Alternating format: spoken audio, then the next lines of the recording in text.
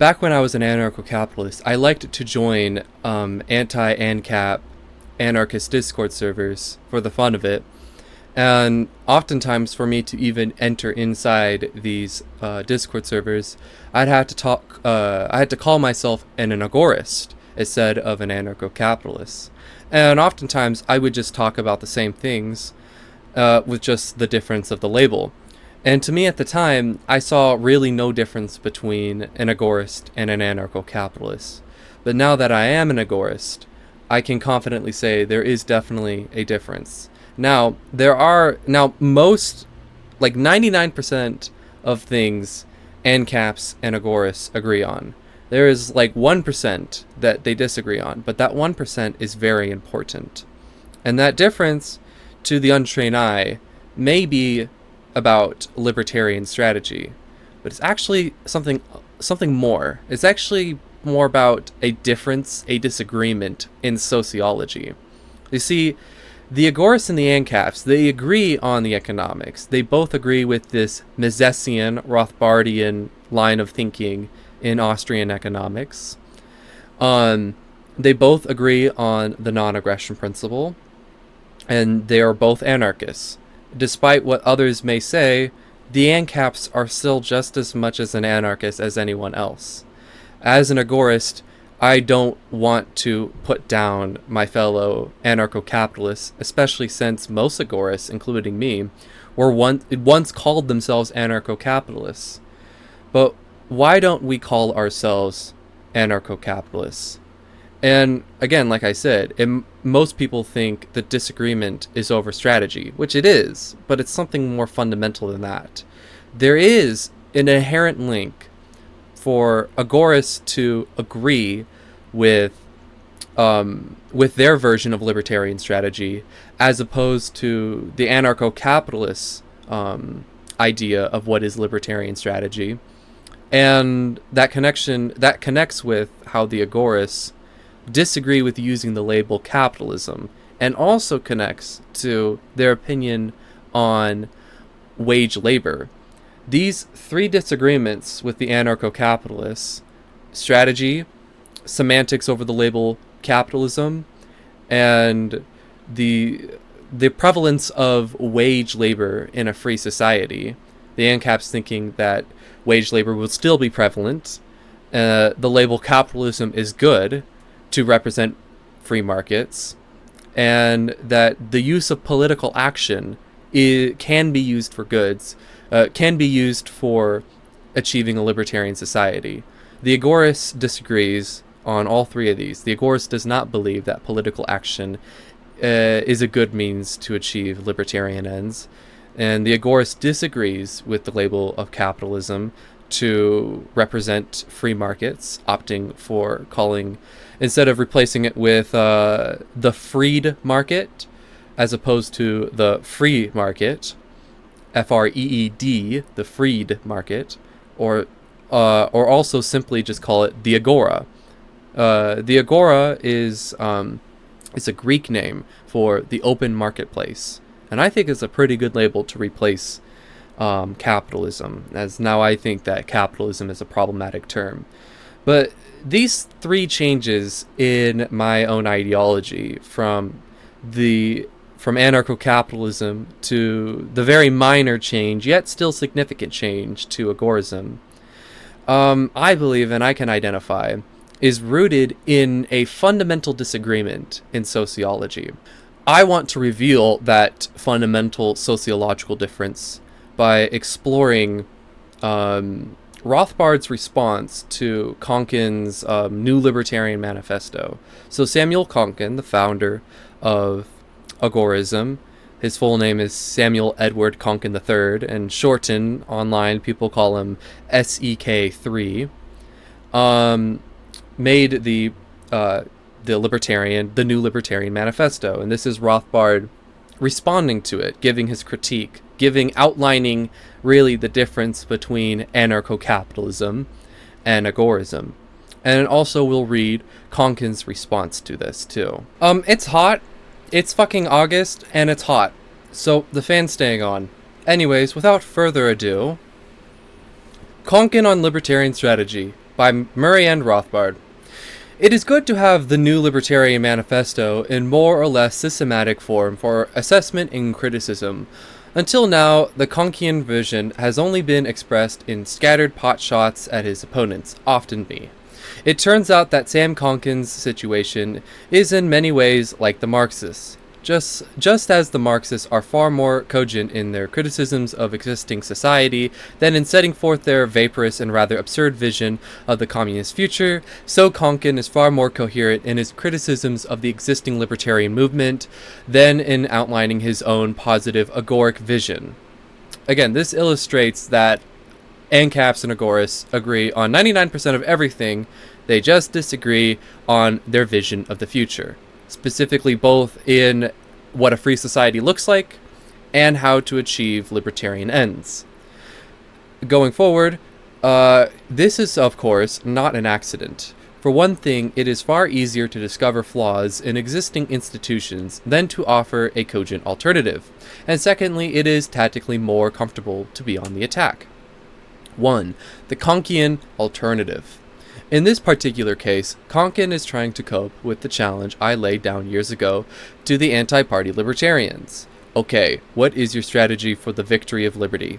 I believe Konkin's Agorism to be a total failure, but at least he had tried, or at least he has tried, which is to his credit and puts him in a class ahead of any anti-party confreres. Sorry that I can't read words. Confrere. Anti-party confreres who usually fall back on fasting, prayer, or each one finding ways to become a better and more peaceful person, none of which even begins to answer the problem of state power, and what to do about it.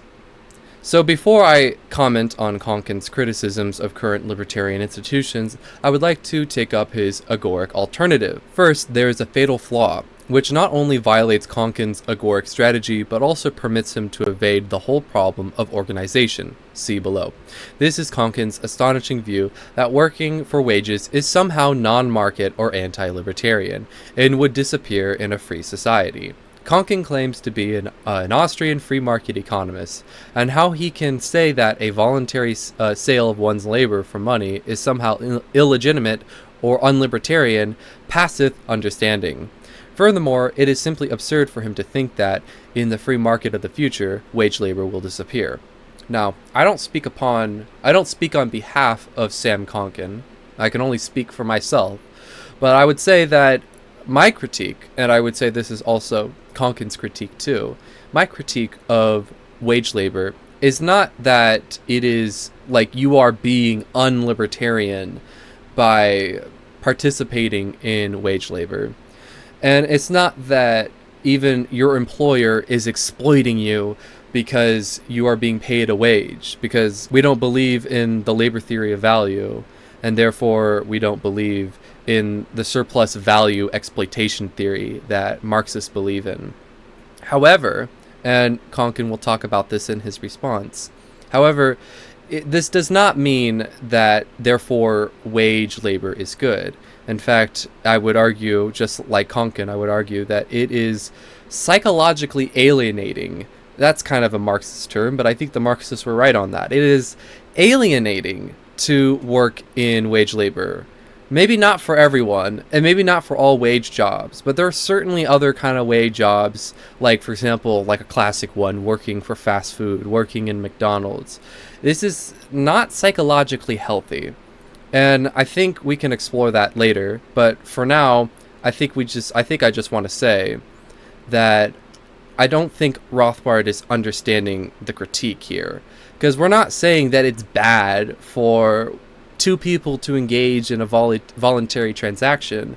We're more talking about that the current conditions of our economy propagates mass wage work. And I don't think, maybe Konkin said this, but I don't think wage labor would disappear, but I think it would nearly disappear. Not all ANCAPs have read the works of Ayn Rand, but many have, including Rothbard, who was greatly inspired by the works of Ayn Rand, especially Atlas Shrugged. And the protagonist, or one of the protagonists, he showed up in part 3, but one of the protagonists, John Galt, is supposed to be representing like the ideal objectivist Randian to Ayn Rand. To Ayn Rand, this is her self-insert character. This is like the personification of moral ideal as a man, John Galt. Now, whatever your opinion is on Rand or not, and I'm assuming if you're watching this, you're an anarchist like me.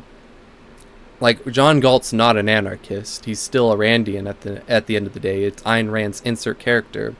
However, I still think there is something plenty to admire about John Galt, and there's plenty to admire about Ayn Rand's philosophy. If you guys are a subscriber to my channel, you may have seen the development of like me calling myself an anarcho-objectivist, which is still my channel trailer. I still need to probably fix that or replace it with a different video. But, you know, as of recently, I've talked about, like, how I have some metaphysical disagreements with Ayn Rand now. And now my disagreements are too great to even call myself an anarcho-objectivist.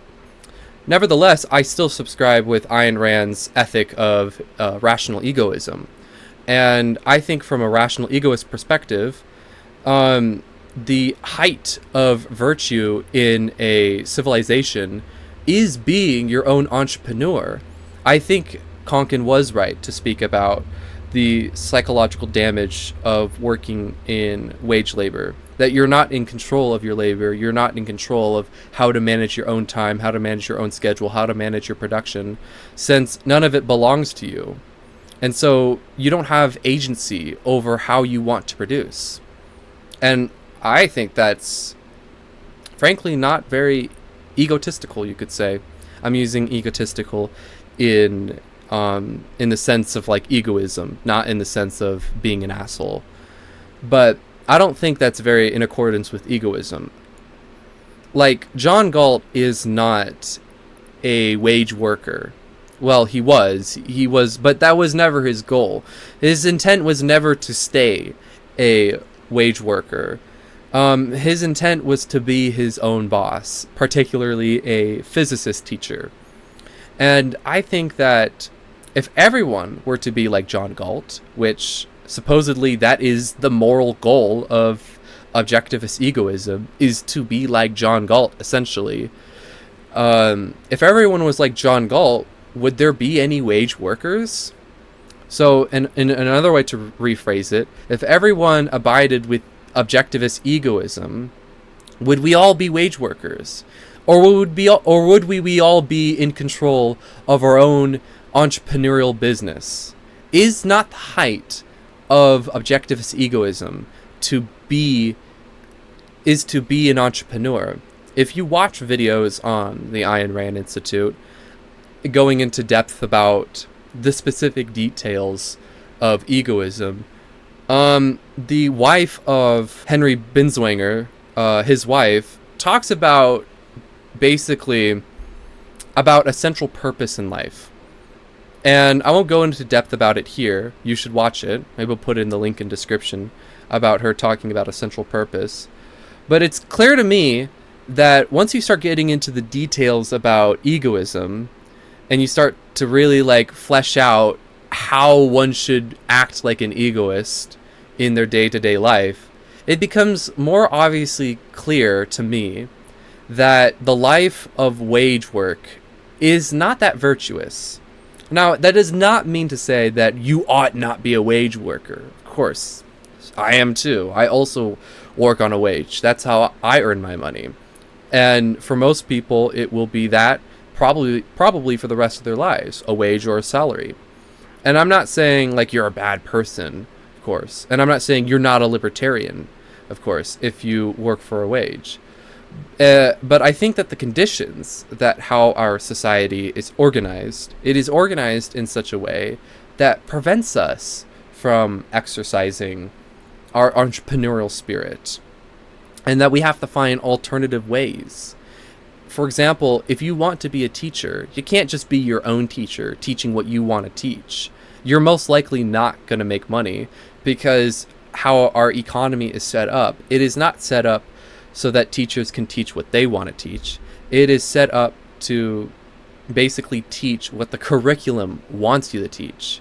And that removes your own judgment, your own rationality over what you think is right and wrong, your own convictions. And you have to set your convictions aside and sublimate it for an agenda that you may or may not agree with. And whether or not it is the question over economics that that wage labor will exist and be prominent in a free society because economic law dictates it, as Rothbard is questioning Konkin's status as being adjacent with the Austrian school here in this paragraph. I don't think that's actually the central issue of the matter. I think the central issue of the matter should be more focused on ethics, like how we ought live. And I think that what is economically viable will probably be in accordance with what is ethically, what you should ethically do, what is moral for one to do. If one were to live in a free society without all these restrictions in place preventing people from exercising their entrepreneurial spirit, I think it is good for people to exercise their entrepreneurial spirit, to rely on their own judgment and their own rationality. For example, like the teacher example that I gave, I think it's more virtuous to teach what you think is right to your students than to teach what some sort of curriculum or agenda is. Whether or not the agenda is more or less correct, or if the teacher is more or less correct, one of the pillars of ethical egoism is that you rely on your own rationality and your own judgment, as that is the only way that one can really live without, if one were to live not based on their own judgment, but the judgment of others, well, sure, they can go on doing so, but I don't think they'll be very happy. Their self-esteem will be greatly crippled because of it, that they have to basically turn off their minds. It does not conduct a healthy mind to turn off your mind, of course. But enough yapping about that. I don't know where I left off, but I'm going to start right here. Furthermore, it is simply absurd for him to think that in the free market of the future, wage labor will disappear. Independent contracting, as lovable as as some might see it, it is simply grossly uneconomic for manufacturing activity.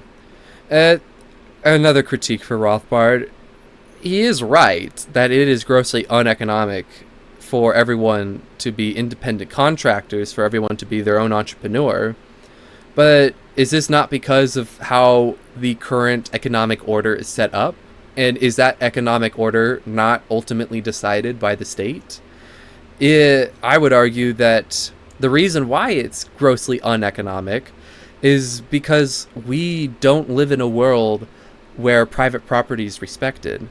You go out and you go shopping. The reason why a shopping mall exists that is owned by one person, probably because some capitalist with the funds probably bought the land from the government. The government probably sold the plot of land as an auction for development, and obviously this plot of land is used for economic activity, so of zoning laws. So not only is the distributing of land is ultimately controlled by the state, and the ones who get to decide to claim ownership over this factor of production, land, is ultimately decided by the state. This is the opposite of free individuals spontaneously homesteading land and taking appropriating nature into the hands of man. Truly actual real property that is real property, and not this made up status fiat property. We don't live in a world like that. We live in a world of status fiat property. And instead of seeing a vast area of many little tiny stands of people, you got one stand that sells strawberries, and another stand that sells bananas, and another stand that sells electronics, and another stand that sells firearms, like a million lemonade stands all in one place, like a flea market. And of course you do see those, but often, more times than not, what you do actually see when you enter into a market, what you see is that you enter into a large building owned by one person, and oftentimes that is owned by a corporation. And yeah, and I would argue that is not the result of the free market, of course, because there is no such thing as a free market. We've never had a free market. A true free market is anarchism. It's the agora. We've never seen that. And so it is patently absurd to equate our current economic conditions with the free markets. And I'm sure Murray Rothbard understands that, but then again, stuff like this, when I read this, sometimes I think maybe he doesn't even fully understand that himself. To read on. Furthermore, Konkin is clearly unfamiliar with the fact that the emergence of wage labor was an enormous boon for many thousands of poor workers and saved them from starvation. If there is no wage labor, as there was not in most production before the Industrial Revolution, then each worker must have enough money to purchase his own capital and tools. One of the great things about the emergence of the factory system and wage labor is that poor workers did not have to purchase their own capital equipment. This could be left to the capitalists. I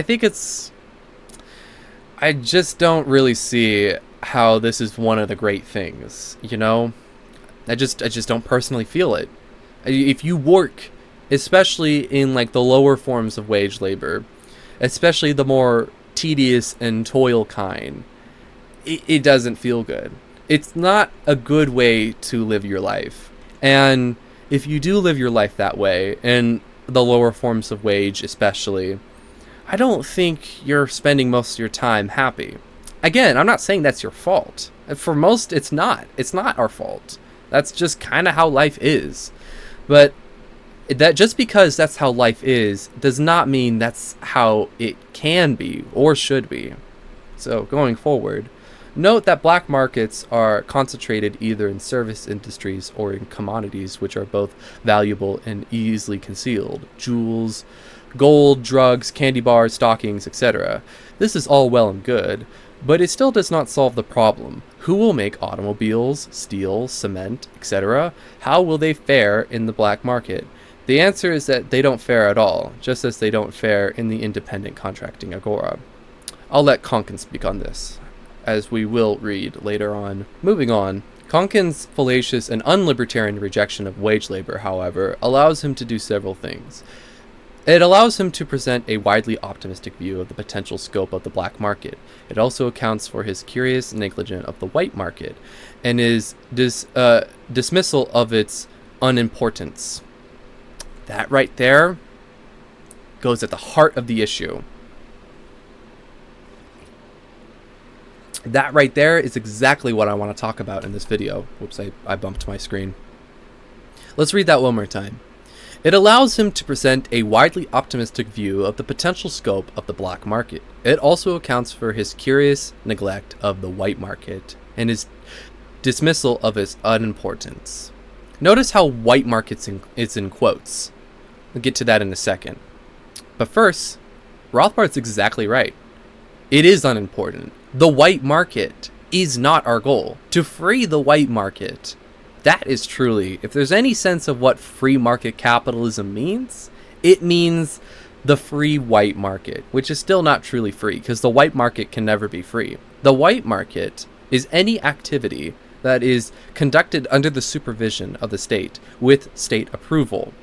The gray market being the opposite of that, market activity that is not under the guise and supervision of the state, and avoids things like sales tax, and avoids the state records. And the black market is the same thing, but with goods that are explicitly prohibited. So, for example, if you go to your grocery store, you are engaging in white market activity. You pay the sales tax, if there is one. It is kept in the government record. It is all operating under fiat property norms. And it's operating with fiat money, of course. The black market and the gray market, we're using things like cryptocurrency, Bitcoin, Moroney, or gold and silver, or gold backs.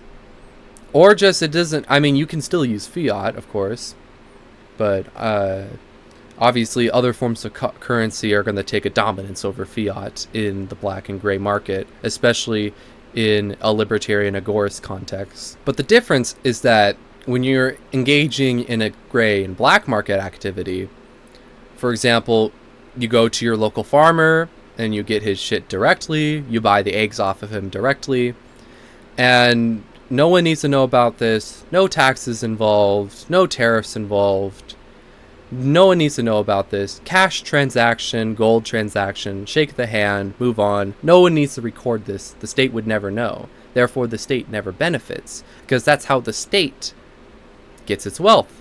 It gets its wealth by taking a portion of the production being produced in the white market. In the white market, the producer produces, and it produces a value for society. And a portion of that value is siphoned off and fed to the state, coercively, aggressively, through means like taxation or the printing of the printing press.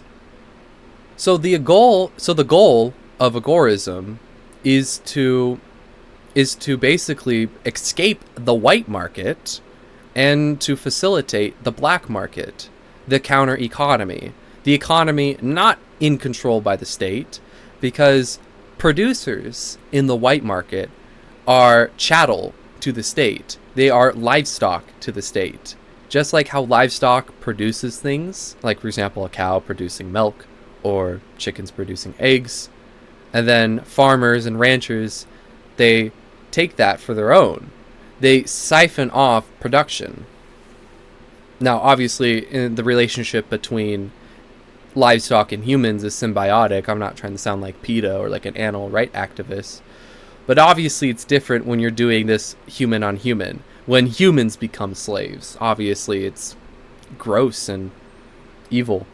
But we all know that. I'm sure we all know that. I hope. So, yeah, I think it is good to dismiss the white market as unimportant. It is a red herring for libertarians to try to focus on making the white market economically prosperous, because all that does is it just makes the state economically prosperous. They feed off the white market. That is the state's livestock right there. Now, let me ask you this. Do you want to be livestock, or do you want to be free?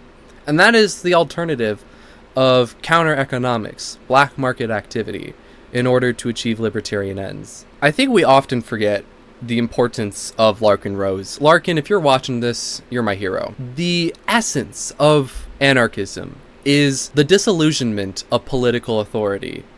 That authority is superstitious. The right to rule over others does not exist. But that belief in it is what makes pretty much all of our problems in society. And so if we want to facilitate a libertarian society, we need people to be libertarians. We need the majority of people in a libertarian society to be libertarians. You can't have a libertarian society without libertarians. And what is a libertarian other than the disbelief in political authority? But if you don't believe in political authority, and if the majority of people don't believe in political authority, then why do we need to engage in political activity when we can just ignore the state and form a counter economy to the state? The answer is that once you raise class consciousness, specifically libertarian class consciousness, you will naturally see agorism. Agorism will succeed. Why? Because simply there's no need for political action if people don't believe in politics. And that is the philosophy of libertarianism, the disbelief in politics altogether. And if you disbelieve in politics, why would you then try to rally libertarians to engage in the same superstitious rituals of voting in politics to achieve libertarian ends? It doesn't make any sense. It's illogical and irrational, and it would never work. The theory doesn't make sense. It doesn't make sense in theory, and it doesn't make sense in practice. Now notice how Rothbard also quotes white market. This shows that he does not believe in the distinction between white and black markets. Which, if you believed in the distinction between white and black markets, you would be an agorist. And I think that this is the reason why agorists, first, don't like using the label of capitalism, because if you're an anarcho-capitalist, you don't see a difference between the market now and the market of a free society, only difference is that there is no state. An anarcho-capitalist sees an anarchist society like capitalism, but without the state. But even though you can definitely define capitalism without the state, that's more of a semantic issue. If you want to call me a capitalist because I believe in free markets, go for it. I believe in capitalism then. But usually capitalism is also a word reserved for our current economic order. And our current economic order is the white market, as I've described. And what libertarians want is the black market, the market without the state. But if all you see is a white market with the state and a white market without a state, aka saying that there is just markets and then there is a state, and the state makes market worse, but the market is this independent thing and the state feeds off of it, which in some sense is true, but I think the real innovation that Konkin made is really implicitly saying that no, it's not the market and the state on the outside, it is the state facilitating its own personal livestock market, a controlled market, a market designed for statism. We don't live in a free market. We live in an unfree market, and that's the white market. And if you don't see a distinction between an unfree market and a free market, which yes, Rothbard does see that distinction between a free market and an unfree market, but also we have to account for cognitive dissonance, because also low-key he doesn't. By dismissing dismissing the black market by quoting white market. By him quoting quote-unquote white market, he's saying there is no distinction between the white and the black market.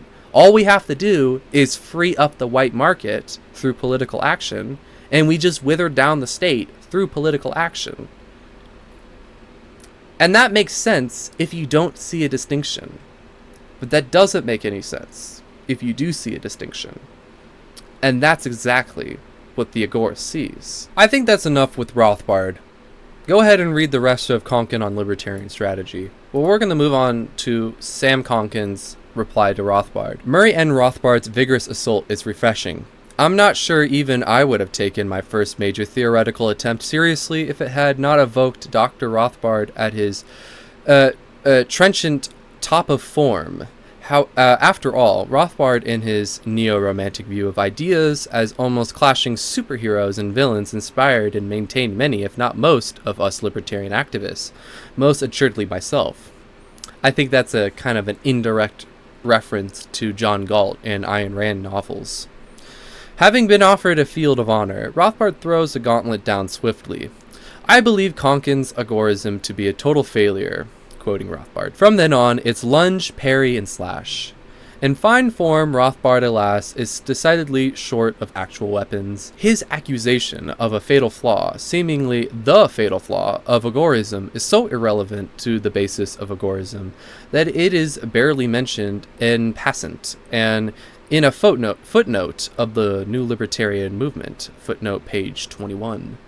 Before I dismiss it as criticism of Agorism, let me point out that a real debate is justified here between Rothbard and many, many others, to be sure, and myself, and quite a few, on the validity of hiring oneself out. The necessity of it in question, cybernetics and robotics, increasingly replace drudgery up to and including management activity. The psychology of it is in question. Selling one's personal activity under another's direction and supervision encourages dependency and authoritarian relationships, and the profit in it is open to question. Only the rarest skills, acting, art, super science, command anywhere near the market reward of even low-level entrepreneurship. Having said that, it remains that this debate is irrelevant in the context of the validity of Agorism. Surely, both Rothbard and I would agree on the desirability of increased entrepreneurs in our society. Surely we would both desire more entrepreneurs of libertarianism. Rothbard would simply let it happen. Laissez-passer, I guess. Fancy words you got there, Konkin. Finding the origins of entrepreneur is mysterious. My own experience is that entrepreneurs are made, not born, and not with that great a difficulty. So that, quote, entrepreneurizing, the production of entrepreneurs, end quote, is profitable activity. But ceteris paribus, as the maestro says, maestro, don't know who that guy is, and let us hold the number of entrepreneurs constant. How does that affect agorism? It makes it difficult to convert libertarians to counter-economic entrepreneurism, but they still can and ought to become counter-economic capitalists and workers. Even academics. George H. Smith has blazed trails in becoming a largely counter-economic philosopher. But when we're talking about converting maybe 2 million libertarians at present to counter-economics, and 40 million or so counter-economists already proven to have a strong entrepreneur component to libertarianism, the loss of a few thousand extra entrepreneurs seem less than crucial. Moreover, a degree of overlap exists between libertarians and counter-economists, a high degree in my associations. I think it's also important to mention, which I probably should have mentioned in the first place, that this all takes place in 1981, by the way. Again, in passing only, my own observations are that independent contracting lowers transaction costs. In fact, nearly eliminates them relative to boss-worker relationships, running the gamut from casual labor with annoying paperwork records to full-scale corrupt worker welfareism. But this is an empirical question. One, as Mises would say, not even for economists, but economic historians. Why my Austrian credentials should be called into question over such an observation is inexplicable, save as an act of verbal intimidation. Engarde. That it's fucking French or Italian for on guard. On guard, then. And wage labor's historical benefit may have been as great as the invention of the diaper, but surely toilet training, in this case entrepreneurialization, is even a more significant advance, no? I think you hit it right on the nail right there. Hammer on the nail. Great point, Konkin. Woo! 1 point for the Agoris. With the side excursion over, we turn to counter-economics, admittedly the basis of agorism and the new libertarian strategy. Rothbard finds the new libertarian manifesto neglecting the white market, yet there is one crucial point which is most definitely not neglected, here or in my other counter-economic writings. The Agorist imperative is to transform the white into the black. Well, that kind of contradicts what I just said. Again, this is why I said I only speak on behalf of myself and not on Konkin. I will let what I said be what I said, and I'll let what he says be what he says. The Agorist imperative is to transform the white into the black. Nothing could be clearer. To do so is to create a libertarian society. What else can a libertarian society mean in economic terms but removing market activity from the control of the state? Market activity not under control of the state is black market. Market activity under the control of the state is white market, and we are against it. Yeah, I think what he's saying may sound like a contradiction to what I just said, but I think the last sentence show that we're actually on the same page and we're just using different words that sound contradictory, but it's actually not. To illustrate, slaves building pyramids are white market. Slaves who run away deal on the side stones and tools they ripped off and otherwise engage in non-slave activity are black market, and free to that extent. What should the libertarian view be toward white market pyramid building? Or if you think pyramids would not exist in a free society, but aqueducts might, what should our new be toward aqueduct building on the white market versus the black market? New libertarians urge the slaves to screw the aqueduct and go for their private buckets until such time as aqueducts can be built under voluntary arrangements. Would Rothbard suggest anything else? Gradual phasing out of the aqueduct construction and hence gradual phasing out of slavery? Yeah, and so I think that we would probably see in the development of the Agora some form of wage work on a small scale, which will then gradually become even smaller and smaller as technology advances. What cannot be replaced with wage work, or the other way around, what cannot replace wage work with entrepreneurship will remain as a wage work until advancement of technology corrects that. The Agorist does not say that it is unethical to employ employees. It is not unethical to have a worker-boss relationship per se as the relationship itself. But we're saying that the current economic conditions sets up this as a common thing for people to be workers. The majority of people, the vast majority of people, we would call part of the proletariat class, borrowing from Marx. Obviously not assuming Marxism to be true, but just to say that they are workers, and the majority of people belong to this working class. And beyond talking about the economics of wage, I think there is plenty to say about the psychological damage of mostly living a life suppressing your own ideas of how things should be done and how to conduct production, and to ignore your entrepreneurial spirit, and just by shutting off your brain and just performing mindless, mind-numbing tasks all day. Because I don't know if you ever worked in fast food, but it's fucking awful. I just gotta say.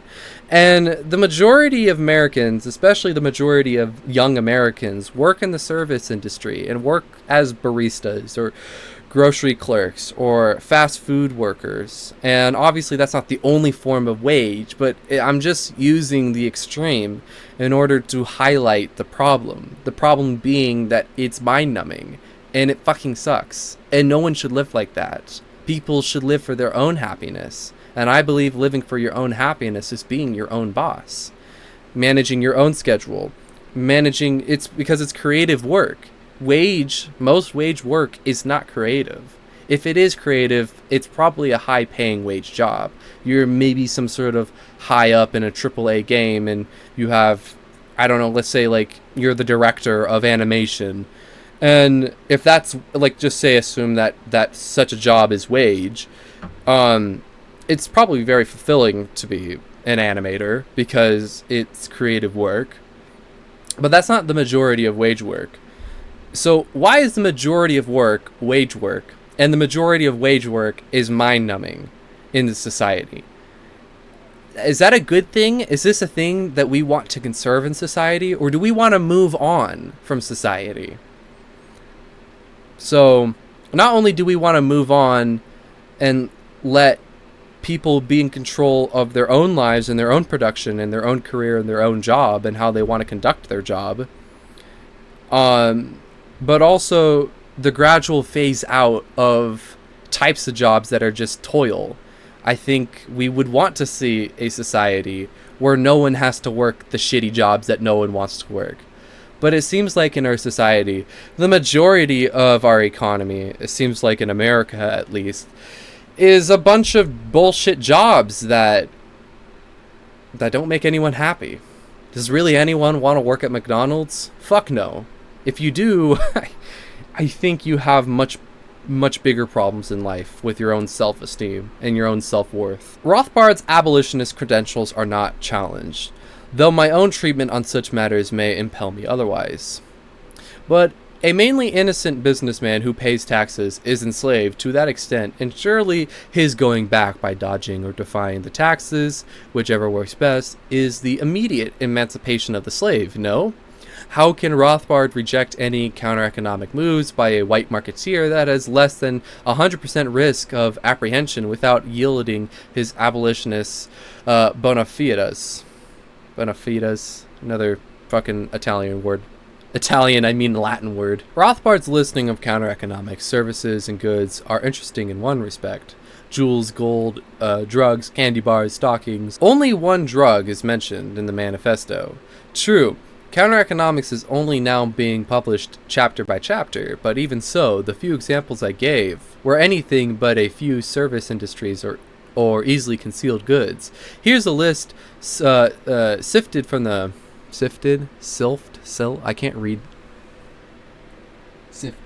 Sifted. Here's a list, sifted from pages 16 and 17, which were mentioned. Food to television repair. An entire country. Burma is almost a total black market.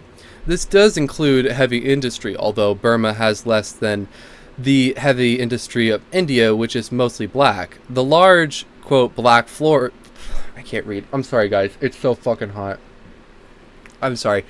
I'm a little bit low-key done with this. The large black labor force of Western Europe, housing in the Netherlands, tax evasion in Denmark, currency control evasion in France, underground economy, tax-free exchanges in the US, drugs including lateral and forbidden medical material, prostitution, pornography, bootlegging, false identification papers, gambling, and prescribed sexual contact between consenting adults. Trucking, the majority, by the way, smuggling at all levels, and misdirection of government regulators.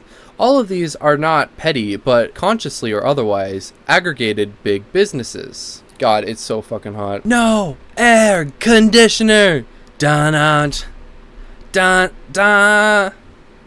Brooklyn. I'm low key kind of dozing off here. Automobiles are made counter-economically. Let me count the ways: shipping them across borders and evading taxes or control, whether physically or on paper; illegal alien labor for assembly line production; skimming of parts by management, labor, or even with knowledge of the owners, which then go to produce custom cars; auto plant executives hired as independent consultants; design, research, engineering, executive and computer consultants, all paid in part or full counter-economic terms; union corruption to make sweetheart deals to avoid labor, state regulations; OSHA and other inspectors bought off or misdirected; unsold products written off inventory and taxes then sold.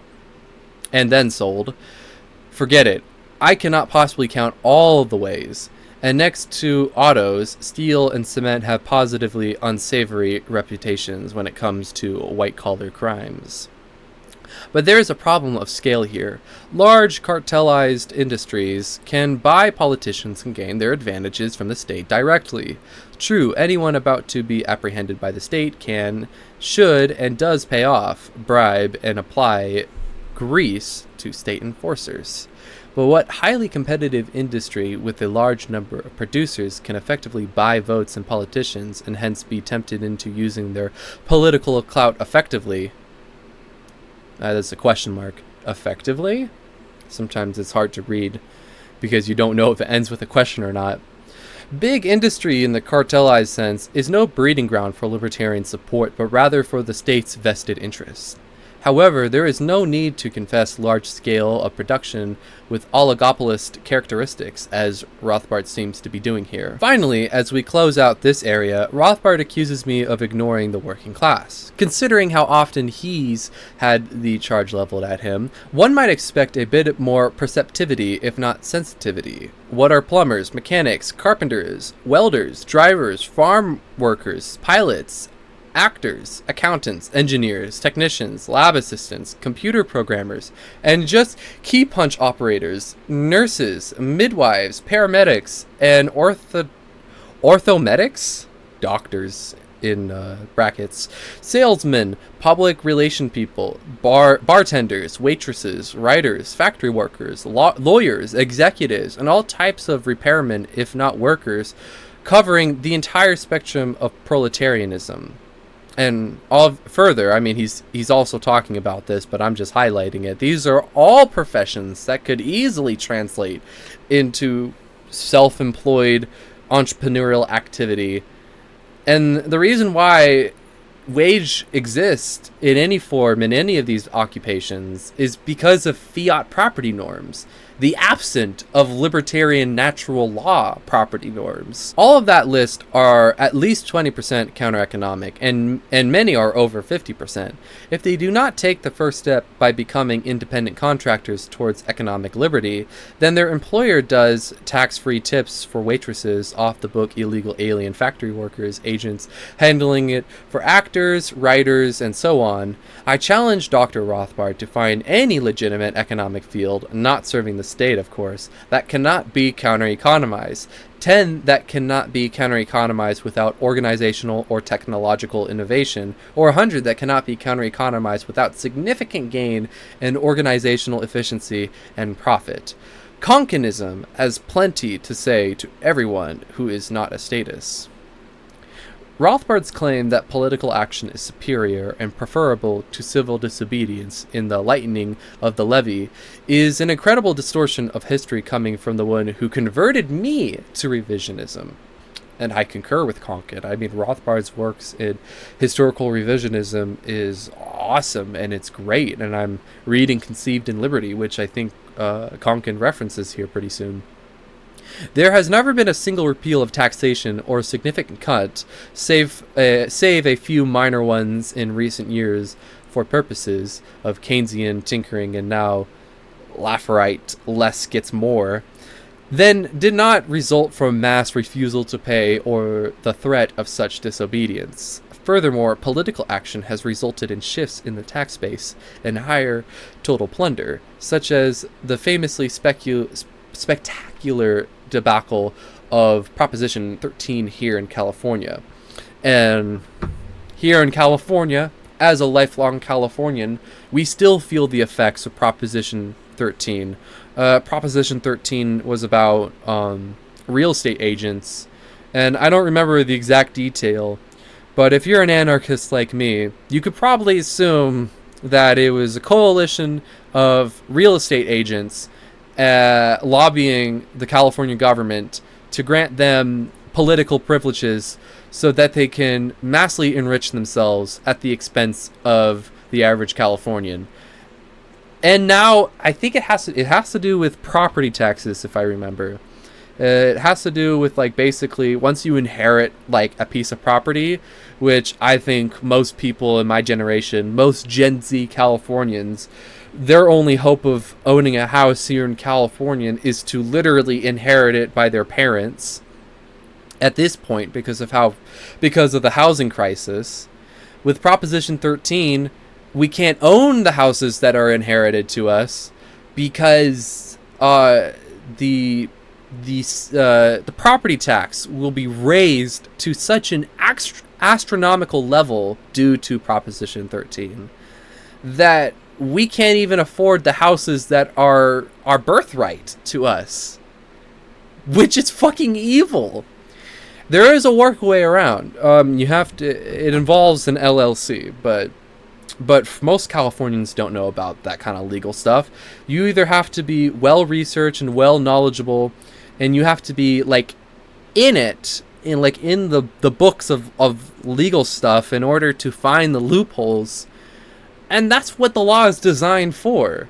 It is designed for these loopholes so that a select few can actually privilege from this while the rest suffer. If you're a young Gen Z man or woman and you live in California and you want to actually inherit your house, speak to your parents about how to actually inherit the house without inheriting a new property tax, because basically the loophole is so that you can keep the old property tax, because if you don't, by the time that the property passes on to you, you have to pay an impossible amount.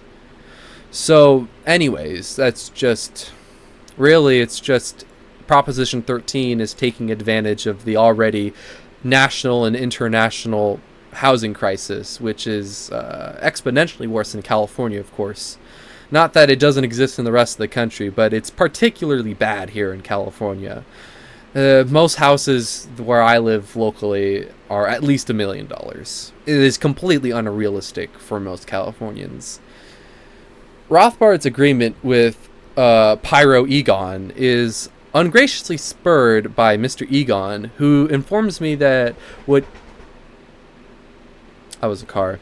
Mr. Egon, who... Oh, someone's calling me. It's ANCAT.